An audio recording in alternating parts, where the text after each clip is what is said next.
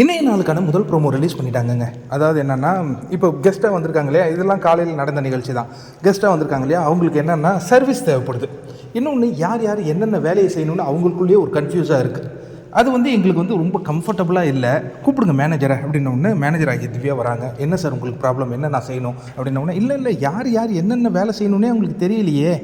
இன்னொன்று யார் யாருக்கு என்ன பொறுப்புனே தெரில, இதை நீங்கள் தான் ஹேண்டில் பண்ணணும், உங்கள்கிட்ட தான் அந்த மேனேஜருங்கிற பவர் இருக்குது, எனக்கு கொஞ்சம் அதை சரி பண்ணி கொடுங்க அப்படின்னு தீபக் கேட்க கோவம் ஆகுறாங்கங்க திவ்யா. திவ்யா இது ஒரு கேம் தான், பட் இருந்தாலும் அவங்க கொஞ்சம் அதை நல்லா பண்ணணும்னு நினைக்கிறாங்க, நமக்கு புரியுது. ஆனால் இந்த கேமை சுவாரஸ்யமாக கொண்டு போகிறதுக்கு இன்னும் சில பல விஷயங்களை அவங்க சேர்க்கணும். இப்போ என்ன பண்ணுறாங்கன்னா, எல்லா டீமையும் கூப்பிட்றாங்க, டீம் லீடர்ஸை கூப்பிட்றாங்க.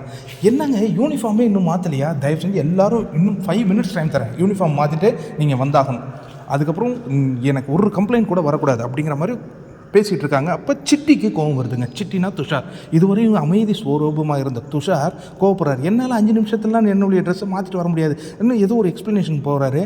என்ன கத்துறீங்க, இவ்வளோ நாள் நீங்கள் எவ்வளோ அமைதியாக இருந்தீங்க, என்ன இப்போ திடீர்னு என்னுடைய குரல் உயர்த்துறீங்க அப்படின்ன உடனே, நான்லாம் பேசாதெல்லாம் இருக்க முடியாது அப்படின்னு துஷார் சொல்லும்போது நமக்கெல்லாம் மிகப்பெரிய ஆர்வம். ஏன்னா இந்த பையனை நல்லா எதிர்பார்த்தோம், நல்லா வருவான்ட்டு. இன்றைக்கி டேஞ்சர் ஜோனில் இருக்கான், பேசுகிறா தம்பி, எப்படியாவது 2 நாள் நல்லா பேசி கண்டென்ட் கொடுறா, அவனை உள்ளே வைப்பாங்க அப்படின்னு நம்ம மனசு துடிக்கிது தான். என்ன நடக்குதுன்னு பொறுத்திருந்து பார்ப்போம். பட் துஷார் கேட்குறாருன்னா அவர் ஒரு குரூப்பிசத்தை கண்டுபிடிச்சிட்டாரு, அதற்கு எதிராக குரல் கொடுக்கணும்னு நினைக்கிறார். ஆனால் திவ்யாவை பார்த்திங்கன்னா அவங்களால ஹேண்டில் பண்ண முடியல, ரொம்ப மன சோர்வு அடைகிறாங்க. அதனால் மேனேஜரே இன்றைக்கி மாற்றப்படுறாருங்க. யார் தெரியுமா, விக்கலை கொண்டு வந்து மேனேஜராக போட போகிறாங்க.